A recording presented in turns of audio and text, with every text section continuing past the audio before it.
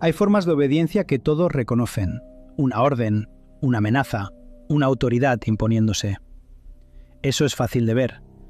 Lo difícil es reconocer la otra obediencia, la que no empieza cuando alguien te dice qué hacer, sino cuando ya no sientes que estás obedeciendo. Porque la obediencia más peligrosa no siempre se parece a la sumisión. A veces se parece a la prudencia, a veces a la costumbre, a veces al sentido común, a veces simplemente a hacer lo que hace todo el mundo. Y ahí empieza el problema, porque cuando obedecer deja de parecer obedecer, el poder ya no necesita imponerse de forma visible. Le basta con convertirse en ambiente, en hábito, en norma no escrita, en presión silenciosa.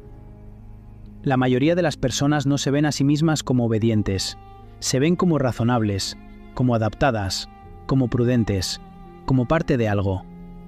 Y sin embargo, muchas veces obedecen, no porque alguien las obligue a cada segundo, sino porque han aprendido a detectar qué se espera de ellas, qué se premia, qué se castiga, qué conviene repetir, qué conviene callar. Y poco a poco, casi sin notarlo, empiezan a corregirse solas. Filtran lo que dicen, lo que muestran, lo que preguntan, lo que dudan, lo que piensan en voz alta. No hace falta una orden directa cuando una persona ya ha interiorizado el límite. No hace falta vigilancia constante cuando alguien ha aprendido a vigilarse solo.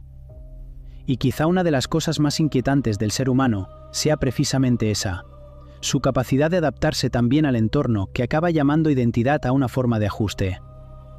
Porque obedecer no es solo agachar la cabeza. Obedecer también puede ser repetir una idea que nunca examinaste de verdad. Puede ser aceptar como natural algo que solo se volvió frecuente. Puede ser callarte no porque estés de acuerdo, sino porque no quieres pagar el precio de desentonar. Puede ser modificarte por dentro para seguir perteneciendo por fuera.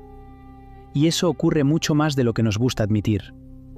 Nos gusta pensar que decidimos libremente, que nuestras opiniones son nuestras, que lo que defendemos nace de reflexión, de experiencia, de criterio propio. Pero la realidad es más incómoda. Muchas de las cosas que defendemos han pasado antes por filtros invisibles. El deseo de encajar, el miedo al rechazo, la necesidad de aprobación, la comodidad de repetir, la fatiga de pensar contra el entorno. Porque pensar de verdad no siempre es brillante. A veces es costoso, a veces te aísla, a veces te obliga a perder una versión cómoda de ti mismo. Y por eso tanta gente no necesita que la silencien desde fuera. Le basta con anticipar el castigo. Una mirada, un gesto, un tono, una burla, una pequeña exclusión, y entonces se adapta. No porque sea débil en un sentido simple, sino porque es humana. Porque pertenecer importa. Porque quedarse fuera duele.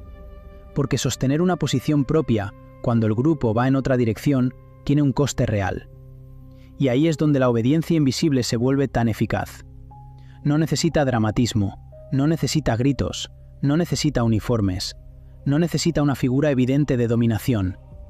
A veces le basta con diseñar el entorno, con hacer que unas conductas parezcan normales y otras parezcan extrañas, con premiar ciertas repeticiones y castigar ciertas dudas, con volver incómodo el pensamiento independiente sin prohibirlo abiertamente.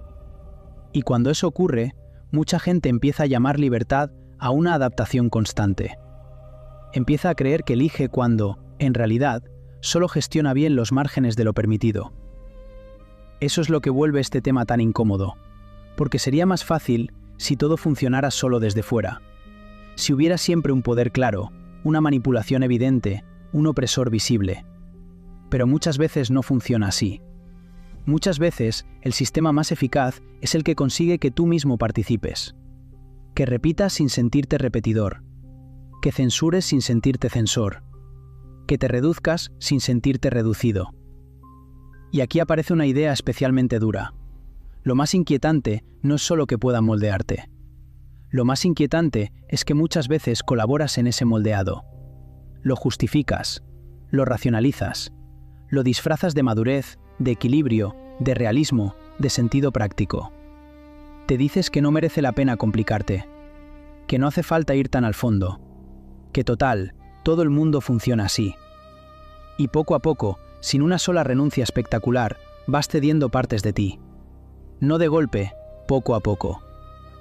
La pregunta incómoda no es solo quién te influye. La pregunta incómoda es otra. ¿En qué momento empezaste a colaborar tú con lo que te influía? ¿En qué momento dejaste de examinar? ¿En qué momento empezaste a repetir? ¿En qué momento confundiste encajar con pensar? ¿En qué momento te volviste prudente cuando en realidad te estabas volviendo dócil? Y esto no ocurre solo a nivel individual. Cuando esta dinámica se multiplica, aparece algo todavía más poderoso: la masa. Una masa no nace simplemente porque mucha gente esté junta, ni siquiera porque muchas personas crean lo mismo. La masa empieza de verdad cuando cada vez menos personas se atreven a pensar fuera del grupo. Cuando disentir deja de parecer una opción viable. Cuando la emoción colectiva pesa más que el juicio propio. Cuando la reacción compartida sustituye a la reflexión. Cuando pertenecer se vuelve más importante que comprender. Ahí la obediencia individual empieza a convertirse en comportamiento colectivo. Y entonces ya no hace falta que todos estén profundamente convencidos. A veces basta con que participen, con que repitan, con que refuercen, con que castiguen al que se sale, con que se contagien miedo, indignación o desprecio.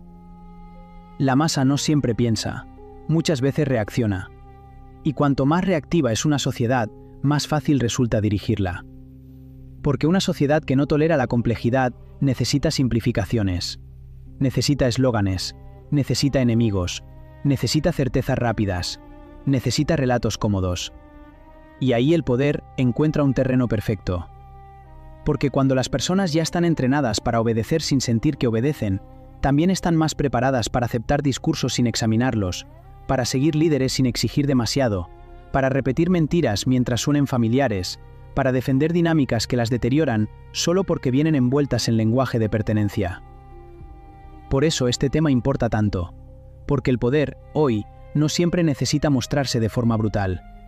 A veces le basta con ocupar la atención, con definir los marcos, con normalizar ciertos reflejos, con instalar hábitos mentales, con volver emocionalmente costoso todo lo que exige pausa, distancia y pensamiento propio.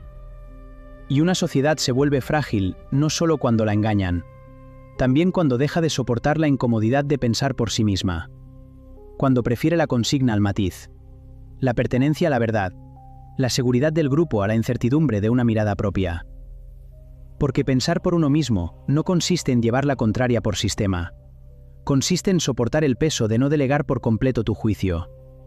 Consiste en revisar lo que repites, en mirar lo que temes cuestionar, en detectar dónde termina tu criterio y dónde empieza tu adaptación.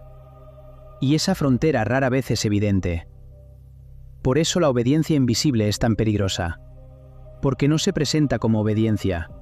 Se presenta como orden, como normalidad, como integración, como conveniencia, como costumbre, como lógica compartida. Y precisamente por eso puede expandirse tanto sin ser nombrada. Puede moldear personas antes de moldear grupos. Y después moldear grupos hasta convertirlos en terreno fértil para cosas todavía más grandes. La propaganda, la fabricación del enemigo, la polarización, la obediencia emocional, la mediocridad convertida en liderazgo, el miedo usado como herramienta, la mentira repetida hasta parecer verdad. Todo eso no aparece de la nada. Empieza mucho antes. Empieza en el momento en que una persona deja de notar que se está adaptando demasiado. Empieza cuando obedecer ya no se vive como obedecer. Y quizá ese sea uno de los umbrales más peligrosos de todos. No el momento en que alguien te obliga, sino el momento en que empiezas a colaborar con lo que te moldea sin reconocerlo como tal. Porque desde ahí ya no hablamos solo de una persona. Hablamos de una sociedad entera capaz de defender lo que la limita, de repetir lo que la vacía, de perseguir lo que la incomoda, y de llamar libertad a una jaula que ha aprendido a no mirar de frente. La obediencia más peligrosa no siempre se reconoce como obediencia. Y quizá por eso el poder más eficaz no sea el que se impone por la fuerza, sino el que consigue que una sociedad termine colaborando con aquello que la moldea. Ese es el umbral que empieza ahora.